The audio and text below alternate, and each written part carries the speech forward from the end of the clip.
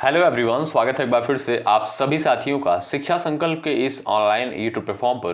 कैसे हैं आप सभी दोस्त? आशा करते हैं कि आप लोग बहुत ही अच्छे होंगे, स्वस्थ होंगे। साथियों, आप सभी को पता है डेली सुबह 11:30 बजे सामान्य ज्ञान की स्पेशल क्लास होती है जो कि बीएड एंट्रेंस एग्जाम 2026 के लिए महत्वपूर्ण है। आप किसी भी स्टेट से हैं, उस स्टेट की बीएड प्रवेश परीक्षा की तैयारी कर रहे हैं, इन क्लासेस को आप लोग अटेंड करना बिल्कुल मत भूलिएगा। हमने आपसे कहा था यदि आप लोग इन सारी क्लासेस को अटेंड कर रहे हैं आपको जीके जीएस सेगमेंट में कोई समस्या नहीं होगी। और साथियों, आप किसी भी स्टेट से हैं, यूपी से हैं, बिहार से हैं, आप लोग इस क्लास को जरूर करिएगा, इंपॉर्टेंट सेशन होता है। और साथियों, एक इन्फॉर्मेशन आपको देनी थी, हालांकि कल हमने शॉर्ट वीडियो में वो इन्फॉर्मेशन आपको दे दी थी। जो यूपी बीएड का फॉर्म भरने का डेट है वो बढ़ा दिया गया, ठीक है। अब जो है आप लोग 5 अप्रैल तक आराम से फॉर्म भर पाएंगे। कब तक भाई? 5 अप्रैल तक आराम से फॉर्म भरिएगा और 31 मई को जो है इसकी परीक्षा आयोजित करवाई जाएगी। तो भाई ऐसे कितने लोग हैं जो बिल्कुल खुश हैं, एक बार कमेंट बॉक्स में जरूर बताइएगा। जिनकी तैयारी भाई नहीं अभी तक हो पाई थी वो लोग अपनी तैयारी को जो है एक नई दिशा दे सकते हैं, समय उनके पास पर्याप्त है। चलिए, क्वेश्चन नंबर फर्स्ट का आप लोग यहां पर आंसर दीजिएगा और हर एक क्वेश्चन का आंसर आप लोग कमेंट बॉक्स में देते हुए चलिएगा। प्रश्नों की संख्या यहां पर 50 है और यहां पर आप लोग ये भी बताइएगा लास्ट में आपने इन 50 सवालों में से कितने सवालों को सही किया है। पहला क्वेश्चन देखें, निम्नलिखित में से रागनी जो है किस राज्य की लोकप्रिय गीत शैली है? क्वेश्चन नंबर फर्स्ट का आंसर आप लोग बताएं। आंध्र प्रदेश, उत्तर प्रदेश, हरियाणा, असम, 4 ऑप्शंस आपके सामने दिया गया है। निम्नलिखित में से जो है रागनी किस राज्य की लोकप्रिय गीत शैली है? जो लोग जा रहे हैं ऑप्शन नंबर सी हरियाणा पर वो बिल्कुल राइट हो जाएंगे। ऑप्शन नंबर सी आपका बिल्कुल करेक्ट आंसर हो जाएगा। साथियों, रागनी जो है ये आपका हरियाणा की लोकप्रिय गीत शैली है। ऑप्शन नंबर सी आपका बिल्कुल करेक्ट आंसर है। Question number second most important है, याद रखें।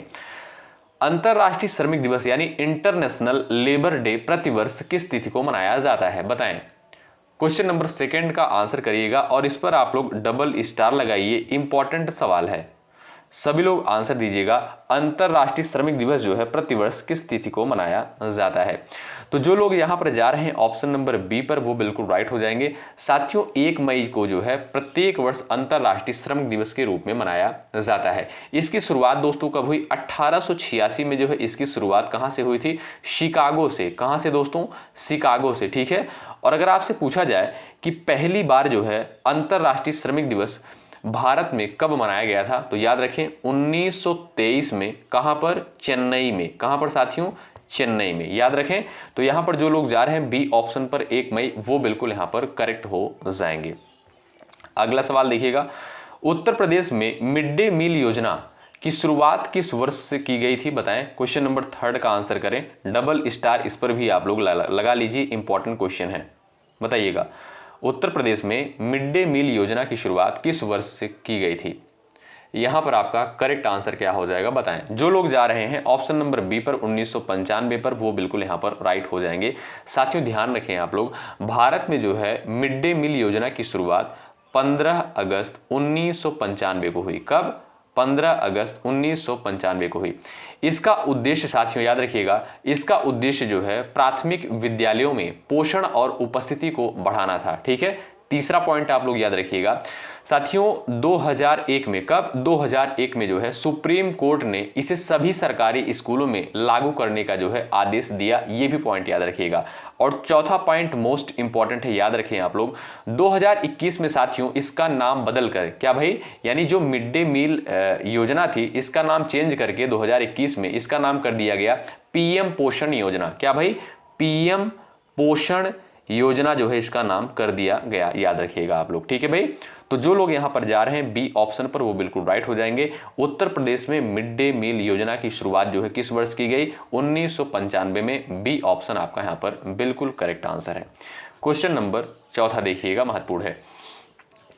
अंत्योदय अन्न योजना भारत में जो है किस वर्ष प्रारंभ की गई थी? बताइए।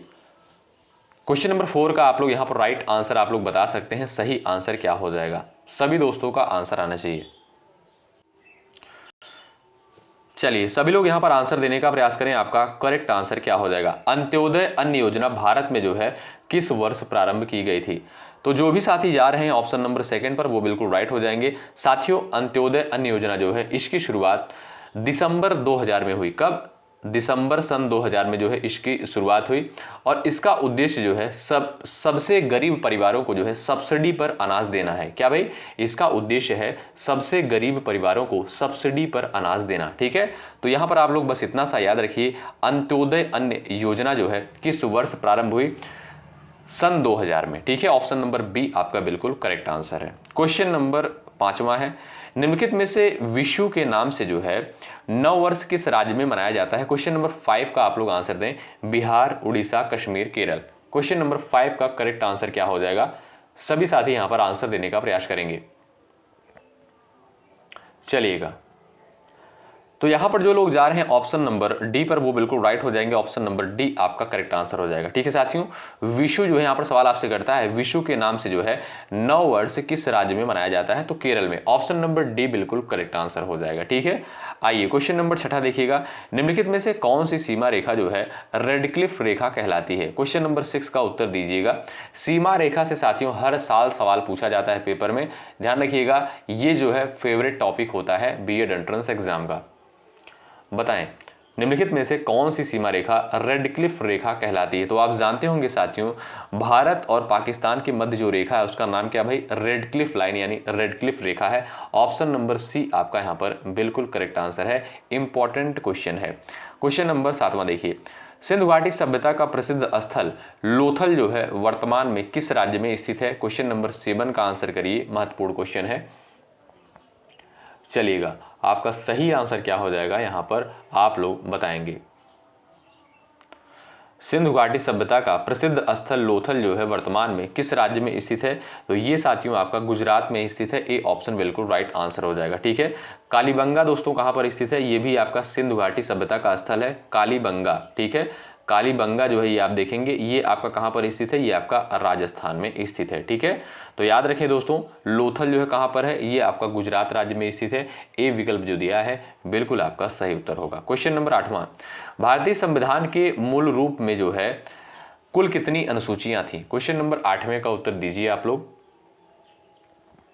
चलिएगा, आपका सही आंसर क्या हो जाएगा? यहां पर सभी दोस्त आंसर देने का प्रयास करें, आपका राइट आंसर क्या है बताएं। चलिएगा, तो जो भी साथी यहां पर जा रहे हैं ऑप्शन नंबर सी पर वो बिल्कुल राइट हो जाएंगे। भारतीय संविधान में साथियों मूल रूप से आप देखेंगे तो 8 अनुसूचियां थी, लेकिन वर्तमान समय में साथियों 12 अनुसूचियां हैं। ठीक है, अगर आपसे पूछा जाए कि जो है 9वीं अनुसूची कब जोड़ी गई थी, बहुत इंपॉर्टेंट है, एग्जाम में पूछा गया है। ठीक है, 9वीं अनुसूची जो है कब जोड़ी गई थी? तो ये साथियों जो है आपका जो पहला संविधान संशोधन हुआ था कब? 1951 में। 1951 में साथियों पहला संविधान संशोधन हुआ था और इसी के द्वारा जो है 9वीं अनुसूची जोड़ी गई थी। ये पॉइंट आप लोग याद रखिएगा। और 9वीं अनुसूची का संबंध है भूमि सुधार से। किससे भाई? भूमि सुधार से। ठीक है, तो पहला संशोधन कब हुआ था ये भी पॉइंट याद रखें, 1951 में।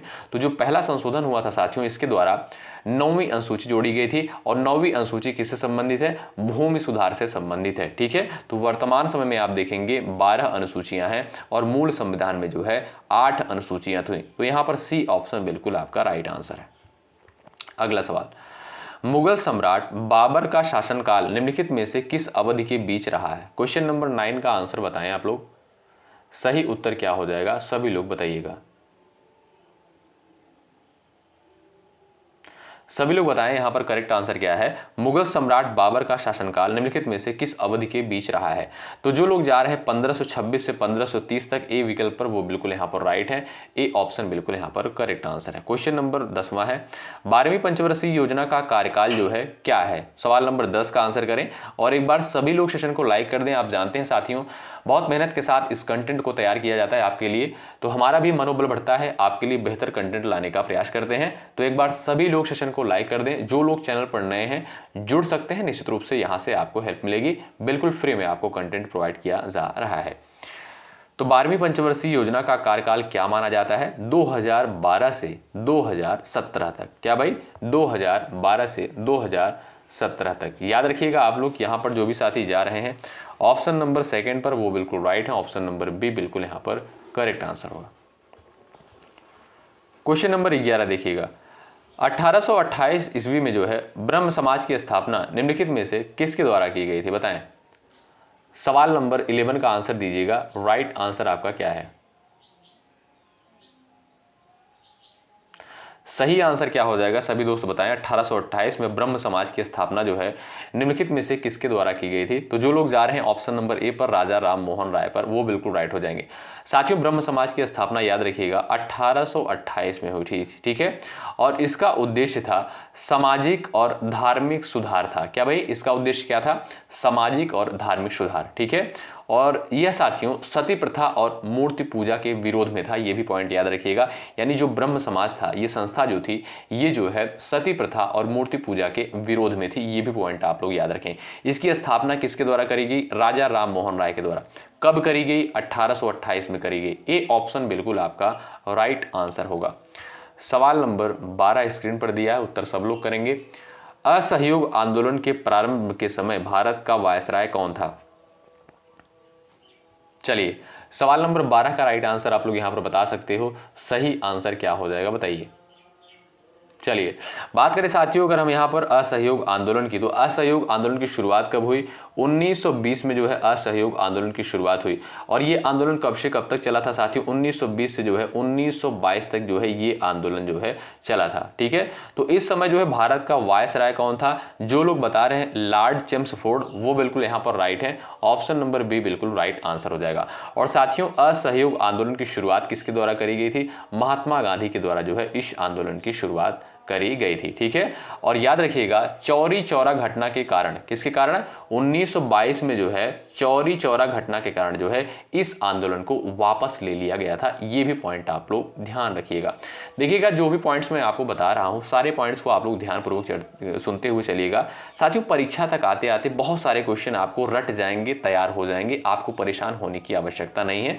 बस आप लोग डेली हमें जो है 30 से 40 मिनट का समय दे दीजिएगा, आपका जीके जीएस में जो है बेड़ा पार हो जाएगा।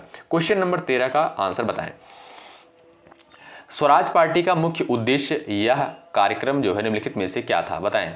सवाल नंबर 13 का आंसर बताइएगा। स्वराज पार्टी का मुख्य उद्देश्य या कार्यक्रम निम्नलिखित में से क्या था? परिषदों में प्रवेश करना, संवैधानिक विरोध करना, ग्रामीण पुनर्निर्माण कार्यक्रम, इनमें से कोई नहीं। सवाल नंबर 13 का आंसर बताएं। चलिए, अगर बात करें साथियों स्वराज पार्टी की, तो इसकी स्थापना कब करी गई? 1923 में जो है स्वराज पार्टी की स्थापना करी गई। किसके द्वारा करी गई? चित्तरंजन दास और मोतीलाल नेहरू जी के द्वारा जो है इसकी स्थापना करी गई थी, ठीक। और साथियों, इसका उद्देश्य क्या था? इसका उद्देश्य था, याद रखिएगा आप लोग, विधान परिषदों में जाकर ब्रिटिश सरकार का विरोध करना था, ठीक है। तो यहां पर आपसे सवाल पूछा है, स्वराज पार्टी का मुख्य उद्देश्य या कार्यक्रम जो है निम्नलिखित में से क्या था? परिषदों में प्रवेश करना, ठीक है। क्या भाई? परिषदों में प्रवेश करना। ए ऑप्शन बिल्कुल करेक्ट आंसर है, ठीक है। इसकी स्थापना कब हुई? 1923 में। किसके द्वारा इसकी स्थापना करी गई? चित्तरंजन दास और मोतीलाल नेहरू के द्वारा इसकी स्थापना करी गई। अगला सवाल ये रहा, निम्नलिखित में से कौन सा राष्ट्रीय आंदोलन ऐसा था जिसमें महिलाओं की भागीदारी अत्यंत उल्लेखनीय रही? क्वेश्चन नंबर 14 का आंसर बताएं। सही आंसर क्या हो जाएगा सभी लोग बताएं। कौन सा राष्ट्रीय आंदोलन ऐसा था जिसमें महिलाओं की भागीदारी अत्यंत उल्लेखनीय रही? दांडी मार्च, गोलमेज सम्मेलन का दूसरा दौर, भारत छोड़ो आंदोलन, गोलमेज सम्मेलन का तीसरा दौर। सही आंसर क्या हो जाएगा सभी लोग यहां पर बताएं।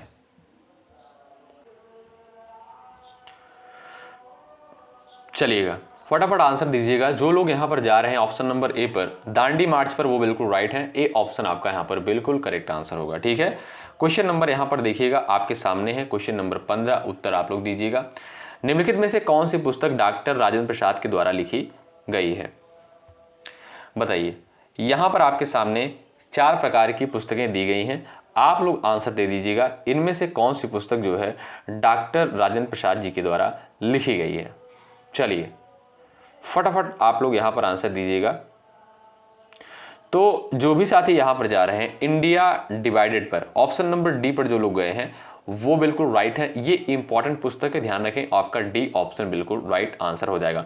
डिस्कवरी ऑफ इंडिया आप जानते होंगे साथियों, डिस्कवरी ऑफ इंडिया जो ये किसके द्वारा लिखी गई है ये आप जानते होंगे, ये आपका जवाहरलाल नेहरू जी के द्वारा लिखी गई है। और ग्लिम्पसेस ऑफ वर्ल्ड हिस्ट्री ये आप जानते होंगे जेम्स हिक्की के द्वारा। किसके द्वारा? जेम्स हिक्की के द्वारा। साथियों ये जो पुस्तक है ग्लिम्पसेस ऑफ वर्ल्ड हिस्ट्री, ये भी जो है जवाहरलाल नेहरू जी के द्वारा लिखी गई है, ये आप लोग करेक्ट कर लीजिएगा, ठीक है। जेम्स सिक्की नहीं होगा, ठीक है। तो यहां पर आप लोग जो लोग जा रहे हैं डी ऑप्शन पर, इंडिया डिवाइडेड, वो बिल्कुल राइट हो जाएंगे। ऑप्शन नंबर डी आपका करेक्ट हो जाएगा। सवाल नंबर यहां पर देखिएगा, जब महात्मा गांधी ने करो या मरो का नारा दिया उस समय भारत का वायसराय कौन था? सवाल नंबर 16 का यहां पर आंसर दीजिएगा आप लोग। चलिएगा, सही आंसर क्या हो जाएगा सभी दोस्त बताएं। चलिए, तो जो लोग यहां पर जा रहे हैं ऑप्शन नंबर सेकंड पर, वो बिल्कुल राइट हो जाएंगे। ऑप्शन नंबर बी करेक्ट हो जाएगा, ठीक है साथियों। याद रखें, तो महात्मा गांधी के द्वारा साथियों करो या मरो का नारा दिया गया था, और इस समय साथियों लॉर्ड लिनलिथगो क्या था भाई? वायसराय था। ऑप्शन नंबर बी आप देखेंगे यहां पर बिल्कुल करेक्ट आंसर होगा। सवाल नंबर नेक्स्ट आपके स्क्रीन पर दिया गया, उत्तर दीजिएगा। निम्नलिखित में से किस ग्रह को पीला ग्रह कहा जाता है? बताइए। अरुण को, पृथ्वी को, मंगल को, शुक्र को। 4 ऑप्शंस आपके सामने यहां पर दिए गए हैं, सभी दोस्त आंसर देने का प्रयास करिएगा। चलिए, राइट आंसर क्या हो जाएगा बताएं। मंगल को साथियों आप जानते होंगे, इसे जो है लाल ग्रह कहा जाता है, ठीक है। और यहां पर बात करें साथियों, अगर पृथ्वी को क्या बोलते भाई? इसे नीला ग्रह बोलते हैं, ठीक है।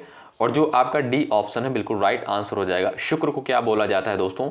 इसे जो है पीला ग्रह कहा जाता है, ठीक है। और इसे जो है सबसे चमकीला ग्रह भी माना जाता है, ठीक है। सबसे चमकीला ग्रह कौन सा है साथियों? शुक्र है। और इसे पीला ग्रह भी कहा जाता है, इसे भोर का तारा भी कहते हैं, इसे सांझ का तारा भी कहते हैं, इसे पृथ्वी की बहन भी कहा जाता है। इन सारे पॉइंट्स को याद रखिएगा। ज़्यादातर आप देखेंगे साथियों शुक्र ग्रह से कई बार एग्जाम में सवाल बन चुका है, ठीक है। तो इन सारे पॉइंट्स को याद रखें। आगे बढ़ते हैं, क्वेश्चन नंबर नेक्स्ट है, 180 डिग्री देशांतर रेखा को सामान्यतः किस नाम से जाना जाता है? बताएं। सवाल नंबर 18 दिया, उत्तर आप लोग करिएगा यहाँ पर।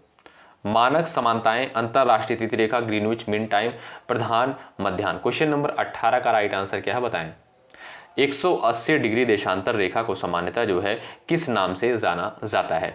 तो जो लोग यहाँ पर जा रहे हैं अंतरराष्ट्रीय तिथि रेखा पर, ऑप्शन नंबर बी पर, वो बिल्कुल यहाँ पर राइट हो जाएंगे। ऑप्शन नंबर बी आपका बिल्कुल करेक्ट आंसर होगा। सवाल नंबर 19 देखिएगा, उत्तर करिएगा। निम्नलिखित में से कौन सी एक ठंडी और शुष्क स्थानीय पवन है? हरिकेन, बवंडर, चक्रवात, बोरा। सवाल नंबर 19 का राइट आंसर आप लोग यहां पर बता सकते हो। सही आंसर क्या हो जाएगा बताएं। ठंडी और शुष्क स्थानीय पवन साथियों कौन सी है? यहां पर आप लोग आंसर दे सकते हो। राइट आंसर क्या हो जाएगा? चलिएगा, यहां पर आपका करेक्ट आंसर क्या हो जाएगा बताएं। जो भी साथी जा रहे हैं ऑप्शन नंबर डी बोरा पर, वो बिल्कुल राइट हो जाएंगे। साथियों ये जो है आपकी एक ठंडी और शुष्क स्थानीय पवन है। ऑप्शन नंबर डी आपका बिल्कुल राइट आंसर हो जाएगा। और ये जो है साथियों पवन है, ये जो है आपका पर्वतीय क्षेत्र से समुद्र की ओर जो है चलती है। कहाँ से भाई? पर्वतीय क्षेत्रों से समुद्र की ओर जो है चलने वाली पवन है बोरा, ठीक है। इसे क्या बोलते हैं? ये एक जो है ठंडी और शुष्क स्थानीय पवन है। ऑप्शन नंबर डी आपका जो है बिल्कुल करेक्ट आंसर है। क्वेश्चन नंबर 20 देखिएगा, यहां पर आपके सवाल सामने क्वेश्चन नंबर 20 है। दिन में जो है समुद्री जल का नियमित रूप से ऊपर नीचे होना किस नाम से जाना जाता है? लहर, सुनामी, धारा, ज्वार भाटा। सवाल नंबर 20 दिया है स्क्रीन पर, सभी लोग उत्तर करिए। चलिए, सवाल नंबर 20 का करेक्ट आंसर क्या है बताएं। दिन में जो है समुद्री जल का नियमित रूप से ऊपर नीचे होना किस नाम से जाना जाता है? लहर, सुनामी, धारा, ज्वार भाटा। डी ऑप्शन करेक्ट आंसर हो जाएगा। यहां पर आपका जो भी साथी जा रहे हैं ज्वार भाटा पर, वो बिल्कुल यहां पर राइट हो जाएंगे। सवाल नंबर यहां पर देखिए नेक्स्ट है, निम्नलिखित में से जो है विश्व का सबसे लंबा जल डमरू मध्य कौन सा माना जाता है? सवाल नंबर 21 का यहां पर आंसर दीजिएगा। चलिएगा, सही उत्तर क्या है बताएं। यहां पर आपका करेक्ट आंसर हो जाएगा। और ये जो है किन देशों के मध्य पाया जाता है ये जल डमरू मध्य, ये भी आप लोग बता सकते हो। चलिए, आप जानते होंगे से साथियों एक सवाल पूछा गया था, भारत और पाकिस्तान के मध्य जो है, भारत और श्रीलंका के मध्य जो है कौन सी जल डमरू मध्य है? तो वो है आपकी पाक जल डमरू मध्य। कौन सी? पाक जल डमरू मध्य है। तो यहां पर आपसे सवाल पूछा है, निम्नलिखित में से विश्व का सबसे लंबा जल डमरू मध्य कौन सा है? तो वो है साथियों मलक्का। ऑप्शन नंबर ए बिल्कुल करेक्ट आंसर हो जाएगा।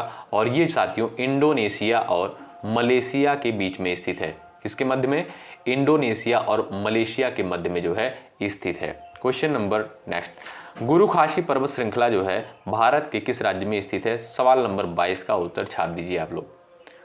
चलिए, गुरु खासी पर्वत श्रृंखला ये जो है आपका साथियों किस राज्य में स्थित है? क्वेश्चन नंबर 22 का उत्तर बताएं। चलिए, यहां पर आपका सही उत्तर क्या है? जो लोग जा रहे हैं ऑप्शन नंबर बी पर, मेघालय, ऑप्शन नंबर बी आपका बिल्कुल राइट आंसर हो जाएगा। ठीक है साथियों, यहां पर आपका बी बिल्कुल राइट आंसर हो जाएगा। खासी पहाड़ियां साथियों ये आपका कहां पर स्थित है? ये आपका मेघालय राज्य में स्थित है। बी ऑप्शन बिल्कुल राइट आंसर होगा। अगला सवाल ये देखिए, अलकनंदा नदी और पिंडर नदी का संगम निम्नलिखित में से किस स्थान पर होता है? क्वेश्चन नंबर 23 का उत्तर बताइए, फटाफट आप लोग उत्तर दीजिएगा। चलिएगा, सभी लोग यहां पर आंसर देने का प्रयास करें। जो भी साथी जा रहे हैं यहां पर भाई कर्णप्रयाग पर, ऑप्शन नंबर ए पर, वो बिल्कुल राइट हो जाएंगे। अलकनंदा और पिंडर नदी का संगम साथियों कहां पर होता है? कर्णप्रयाग में होता है। ए विकल्प जो दिया है ये आपका बिल्कुल सही उत्तर होगा। क्वेश्चन नंबर नेक्स्ट है, मूसी और भीमा नदियां निम्नलिखित में से जो है किस नदी की सहायक नदी है? क्वेश्चन नंबर 24 का उत्तर बताएं आप लोग। कावेरी, महानदी, कृष्णा, यमुना। 4 ऑप्शंस आपके सामने दिए गए हैं, सभी लोग यहां पर बताइएगा।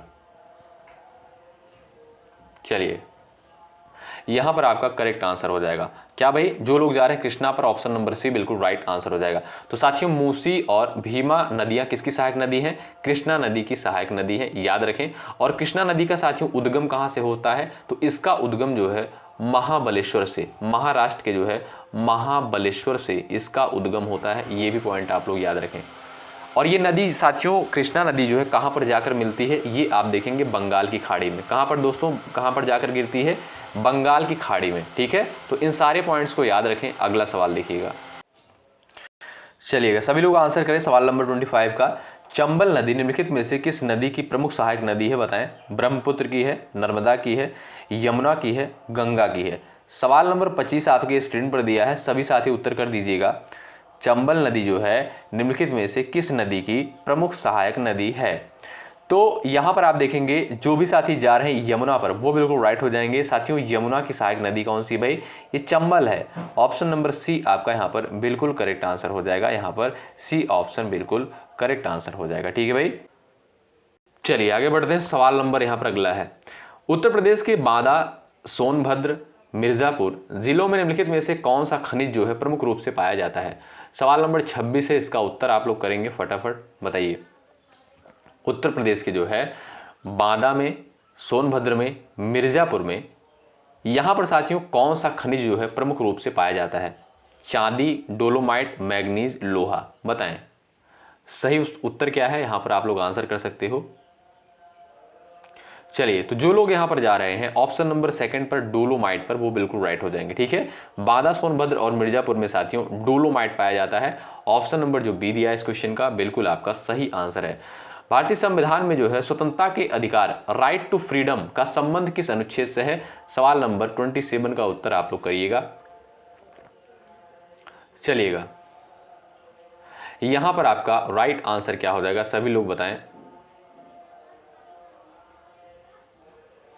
चलिएगा, तो जो लोग यहां पर जा रहे हैं आर्टिकल 19 पर, अनुच्छेद 19 पर, वो बिल्कुल राइट हो जाएंगे। साथियों, भारतीय संविधान में स्वतंत्रता का अधिकार जो है आप देखेंगे अनुच्छेद 19 के तहत जो है इसका उल्लेख किया गया है। ठीक है, इसमें साथियों जो है आप देखेंगे कई प्रकार की स्वतंत्रताएं दी गई हैं, यानी कि लगभग इसमें 6 प्रकार की स्वतंत्रताएं दी गई हैं।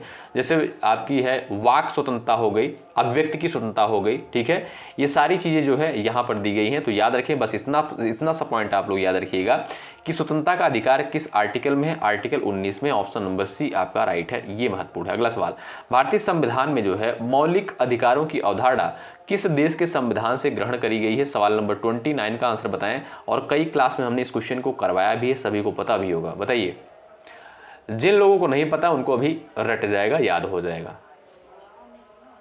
बताइए, सवाल नंबर 28 का राइट आंसर क्या हो जाएगा? सभी दोस्त यहां पर बताएं। तो साथियों, जो मौलिक अधिकार है, याद रखिएगा, जो मौलिक अधिकार है ये अवधारणा जो है यूएसए यानी अमेरिका के संविधान से ली गई है। ठीक है, और अगर आपसे सवाल पूछे कि भारतीय संविधान में मौलिक अधिकार का वर्णन कहां पर किया गया है, तो भाग 3 में रखा गया है। अनुच्छेद 12 से 35 के अंतर्गत इसको जगह दी गई है। ये पॉइंट भी याद रखें आप लोग। और मौलिक अधिकार की संख्या कितनी है? 6 मौलिक अधिकार हैं वर्तमान समय में, ये भी पॉइंट याद रखिएगा। पहले साथियों 7 मौलिक अधिकार हुआ करते थे, ठीक है। जो आपका संपत्ति का अधिकार था साथियों, इसे भी जो है मौलिक अधिकार के अंतर्गत रखा जाता था, लेकिन साथियों इसको हटाकर, यानी जो 7वां मौलिक अधिकार था संपत्ति का अधिकार, इसको जो है मौलिक अधिकार की श्रेणी से हटाकर जो है इसे एक वैधानिक अधिकार बना दिया गया। तो वर्तमान समय में कितने मौलिक अधिकार हैं? 6 मौलिक अधिकार हैं, ठीक है। तो ये सारे पॉइंट्स याद रखिएगा। मौलिक अधिकार की अवधारणा कहाँ से ली गई है? अमेरिका के संविधान से, यानी यूएसए के संविधान से ली गई है। इसका उल्लेख भारतीय संविधान के भाग 3 में किया गया है, अनुच्छेद 12 से 35 में इसका उल्लेख किया गया है। और 6 मौलिक अधिकार वर्तमान समय में निहित हैं, पहले 7 मौलिक अधिकार हुआ करते थे, ठीक है। तो यहां पर जो लोग जा रहे हैं सी ऑप्शन पर, अमेरिका पर, वो बिल्कुल यहां पर राइट हो जाएंगे, ठीक है भाई। सी ऑप्शन आपका बिल्कुल करेक्ट आंसर हो जाएगा। निम्नलिखित में से कौन सी समिति जो है मौलिक कर्तव्य से संबंधित है? बताइएगा, किस समिति के द्वारा जो है साथियों मौलिक कर्तव्य को संविधान में जोड़ा गया था? सवाल नंबर 29 का आंसर बताएं। चलिए, ये भी इंपॉर्टेंट सवाल है। जो लोग जा रहे हैं स्वर्ण सिंह समिति पर, ऑप्शन नंबर सी पर, वो बिल्कुल राइट हो जाएंगे, ठीक है। साथियों ये भी पॉइंट आपको पता होना चाहिए कि 42वें संविधान संशोधन 1976 के द्वारा, कब? 42वें संविधान संशोधन 1976 के द्वारा स्वर्ण सिंह समिति, किसके द्वारा? स्वर्ण सिंह समिति की सिफारिश पर जो है मौलिक कर्तव्य को जोड़ा गया था भारतीय संविधान में, ठीक है। कब? 42वें संविधान संशोधन 1976 के द्वारा। किसकी अनुशंसा पर? स्वर्ण सिंह समिति की अनुशंसा पर, ठीक है। मौलिक कर्तव्य कितने हैं? 11 मौलिक कर्तव्य हैं। तो विकल्प सी आपका यहां पर बिल्कुल करेक्ट आंसर होगा।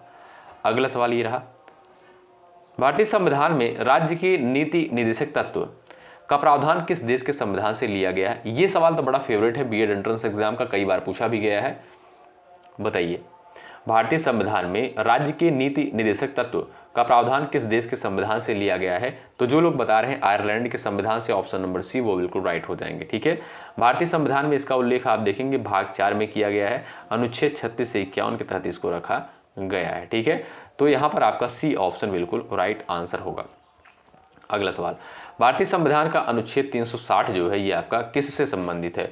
आपातकाल साथियों बड़ा फेवरेट टॉपिक है, ये भी आपका बीएड एंट्रेंस एग्जाम का हर हाल में यहां से सवाल पेपर में बनते हैं। सवाल नंबर 31 का उत्तर आप लोग बता सकते हैं। और भाई लाइक की संख्या बढ़ाते हुए चलें, आप लोग पूरी ऊर्जा के साथ इस क्लास में बने रहिएगा। सवाल नंबर 31 का आंसर क्या है बताएं। तो अनुच्छेद जो 360 है आप जानते हैं ये आपका वित्तीय आपात से संबंधित है। किससे भाई? वित्तीय आपातकाल से संबंधित है। ऑप्शन नंबर बी आपका राइट आंसर है। और राष्ट्रीय आपात आप जानते होंगे अनुच्छेद 352 में निहित है। और जो आपका है राष्ट्रपति शासन, ये आपका अनुच्छेद 356 में निहित है, ठीक है। वित्तीय आपात आपसे पूछा है तो अनुच्छेद 360 में जो है आपका वित्तीय आपात है। ऑप्शन नंबर बी आपका राइट आंसर है। अगला सवाल, संसद के दोनों सदनों की संयुक्त बैठक की अध्यक्षता कौन करता है? सवाल नंबर 32 का उत्तर बताइए। चलिए, राइट आंसर क्या हो जाएगा सभी लोग यहां पर बताइएगा। चलिए भाई, संसद के दोनों सदनों की संयुक्त बैठक की अध्यक्षता किसके द्वारा की जाती है? राष्ट्रपति, उपराष्ट्रपति, लोकसभा अध्यक्ष, भारत के मुख्य न्यायाधीश। जो लोग यहाँ पर बता रहे हैं भाई लोकसभा अध्यक्ष, ऑप्शन नंबर सी पर जो लोग जा रहे हैं वो बिल्कुल यहाँ पर राइट हो जाएंगे। ऑप्शन नंबर सी करेक्ट हो जाएगा। एकात्मक सरकार में जो है समस्त शक्ति जो है किसके हाथ में होती है? यहाँ पर सख्त की जगह कर लीजिएगा भाई, क्या भाई? शक्ति, ठीक है। एकात्मक सरकार में समस्त शक्ति किसके हाथ में होती है? क्वेश्चन नंबर यहाँ पर 33 दिया है, उत्तर आप लोग करेंगे। चलिए, तो साथियों एकात्मक शासन में जो है सभी शक्तियां केंद्र के पास होती हैं। किसके पास?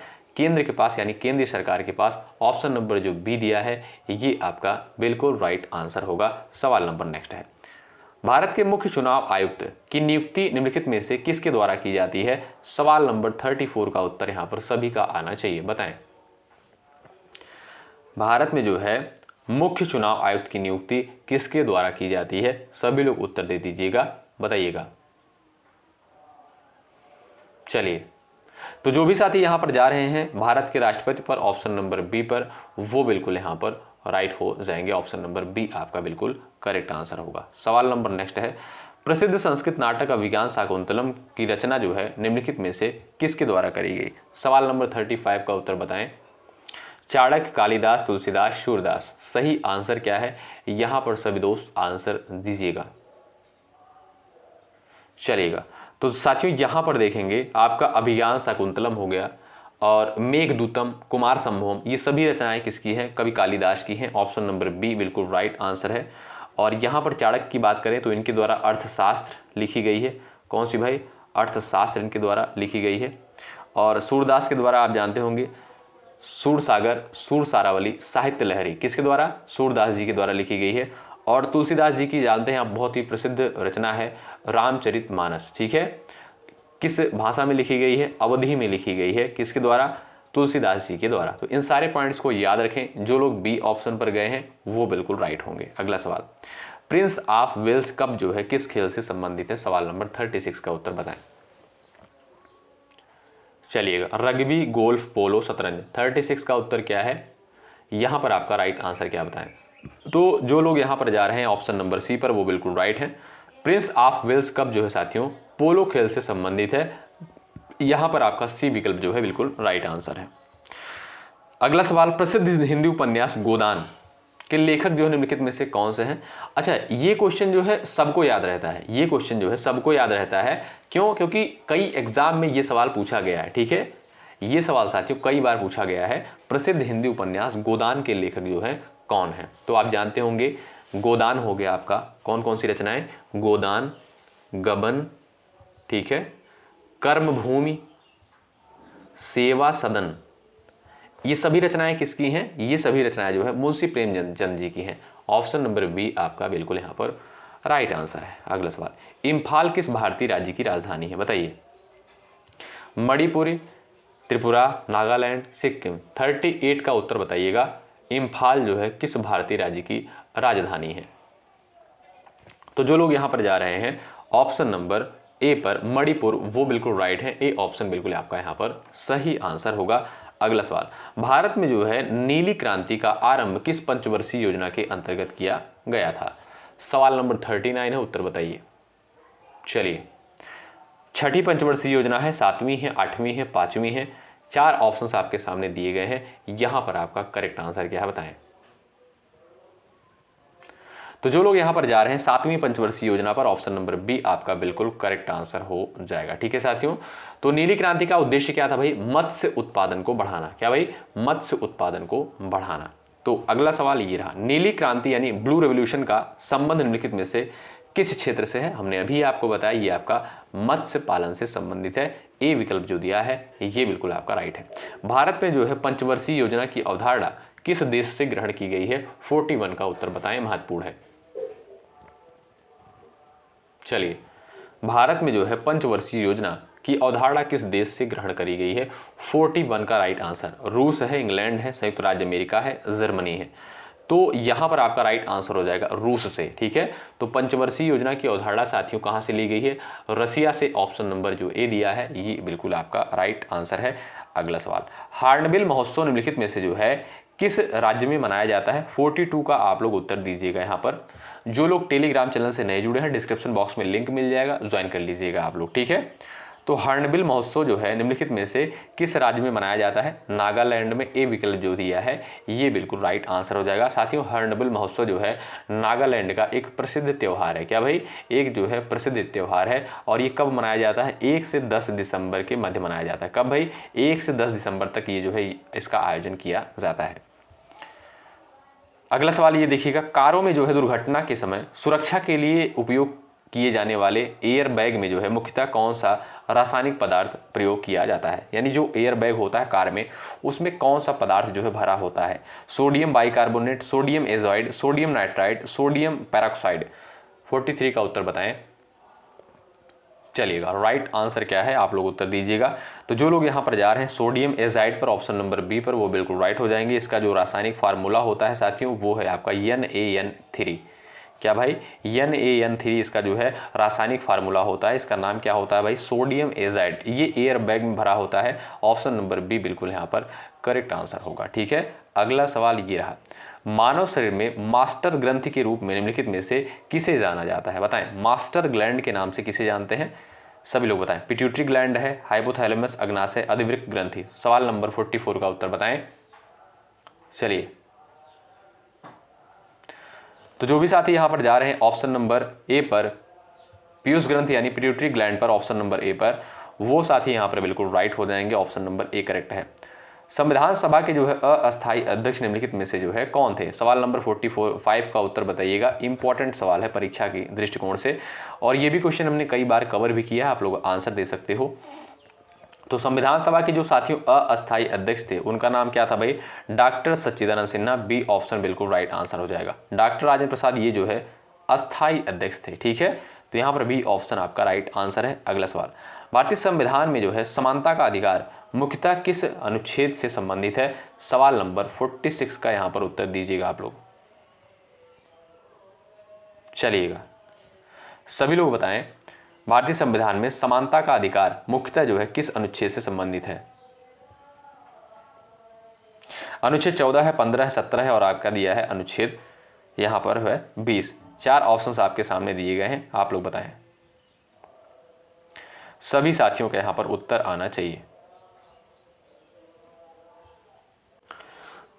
साथियों यहां पर देखिएगा आप लोग, भारत के जो संविधान में जो है अनुच्छेद 14 से 18 में, किसमें?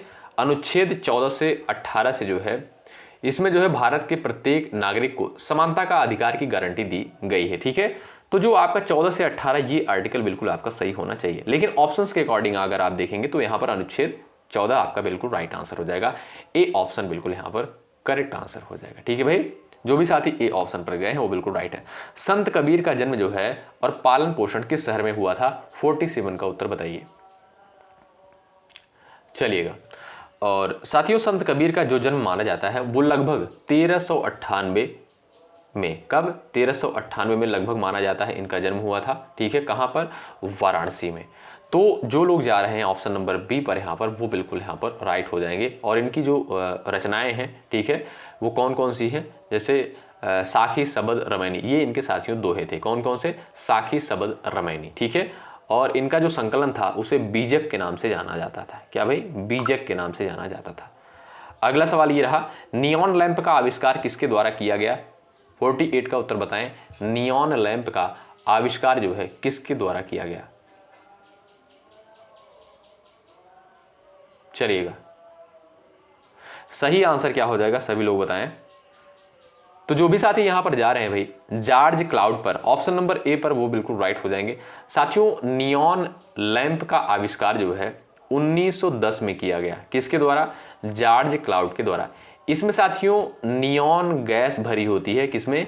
ये जो लैंप होती है इसमें नियॉन गैस भरी होती है, और यह गैस जो है बिजली मिलने पर लाल नारंगी प्रकाश देती है, और इसका उपयोग दोस्तों विज्ञापन बोर्ड और सजावट में किया जाता है। ये भी पॉइंट याद रखें, ठीक है। आशा करता हूं समझ गए होंगे। जो लोग ए विकल्प पर गए हैं वो बिल्कुल राइट है। बिहार का शोक जो है किस नदी को कहते हैं? गोदावरी, कोसी, यमुना, गोमती। कई बार हमने इस क्वेश्चन को करवाया भी है, सभी को पता भी होगा। तो साथियों जो बिहार का शोक है वो है आपकी कोसी नदी। बी ऑप्शन बिल्कुल राइट है। और ये आज की क्लास का लास्ट क्वेश्चन है, इसका उत्तर आप लोग कर दीजिएगा भाई। भारतीय संविधान में वर्तमान में मौलिक कर्तव्यों की कुल संख्या कितनी है? बिल्कुल सिंपल सा क्वेश्चन है, ठीक है। आप लोग आंसर दीजिएगा। मैं आपसे एक सवाल पूछता हूँ, इसी के बारे में आप लोग इसका उत्तर करिएगा कि जो मौलिक कर्तव्य है इसे किस संविधान संशोधन के द्वारा जो है भारतीय संविधान में जोड़ा गया था, ठीक है। जरूर कमेंट करके आप लोग बताइएगा, ठीक है। तो देखते हैं ऐसे कितने साथी जो बिल्कुल करेक्ट आंसर यहाँ पर करते हैं। तो भाई जो क्लास का टाइमिंग होता है, सुबह 11:30 बजे क्लास होती है, दोपहर को 3 बजे, रात को 8:30 बजे। ये 3 क्लासेस होती हैं, आप लोग इनको जरूर अटेंड करें। इंपॉर्टेंट क्लास होती हैं, और बिल्कुल आप जानते हैं साथियों बिल्कुल फ्री में आपको कंटेंट यहाँ पर दिया जा रहा है। और मैं फिर से आपसे कह रहा हूँ, अगर आप लोग इन क्लासेस को अटेंड कर रहे हैं आपको बिल्कुल समस्या नहीं होगी। अगर आपको जीके जीएस में कंफर्टेबल फील करना है तो सुबह 11:30 बजे वाली क्लास को जरूर से जरूर आप लोग अटेंड करिएगा, ठीक है। तो चैनल पर यदि आप नए हैं सब्सक्राइब जरूर कर लीजिएगा, और टेलीग्राम चैनल से ज्वाइन हो जाइएगा। एक बार सभी लोग सेशन को लाइक कर दीजिएगा, ठीक है। इससे साथ ही हमारा भी मनोबल बढ़ता है और आपके लिए बेहतर चीजें लाने का प्रयास करते हैं, ठीक है। चलिए मिलते हैं आपसे अगली क्लास में। शुक्रिया, जय हिंद, जय भारत।